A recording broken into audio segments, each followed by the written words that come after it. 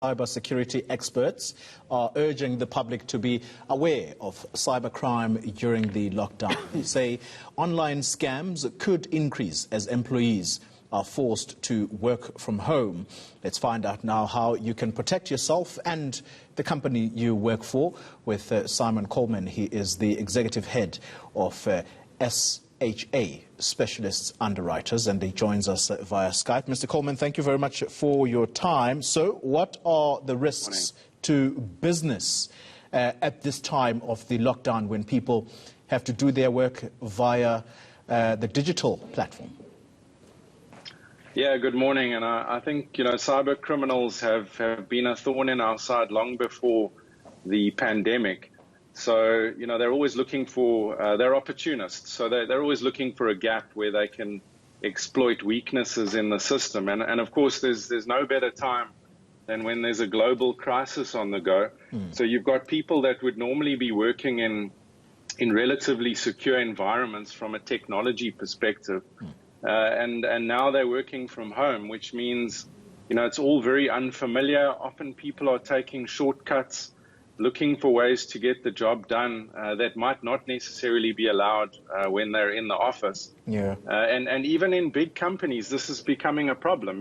We've seen some large corporates, their systems weren't designed to have the entire workforce working remotely. So they use these VPN networks, and those have become overloaded, very slow, constant disconnecting. So there's a temptation to either switch those off and allow easy access into the system, which would be a massive mistake because that would be allowing in people that aren't supposed to have access as well. Question is it safe to use Zoom, for example, for meetings? Yeah, look, there's been a lot of stuff floating around in the media. Zoom, Microsoft Teams, Skype, like we're using now. They all have their security in place, but it's very difficult to separate fake news from the real stuff at the moment. But there are a number of social media posts going around saying, people need to be vigilant in these as well, because you could have somebody listening in or logging into the conversation and maybe getting hold of some confidential information. I don't think that's the key exposure here, though. What the hackers really want is they want access to our networks and our data. So, that's really where employees and businesses need to step up their awareness. You can't allow people to just, freely access, go in and out of the system without having to go through the normal security protocols. That's in a big business.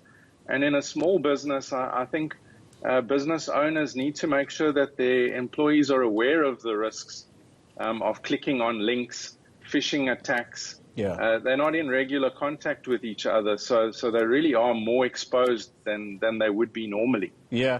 Finally, Simon, who is most at risk here? Is it the individual who is working from home on their small laptop? That person, do they stand a bigger chance of having their information stolen from them? Or is it actually the entities, the companies that are most at risk? You speak about access to data that the criminals want.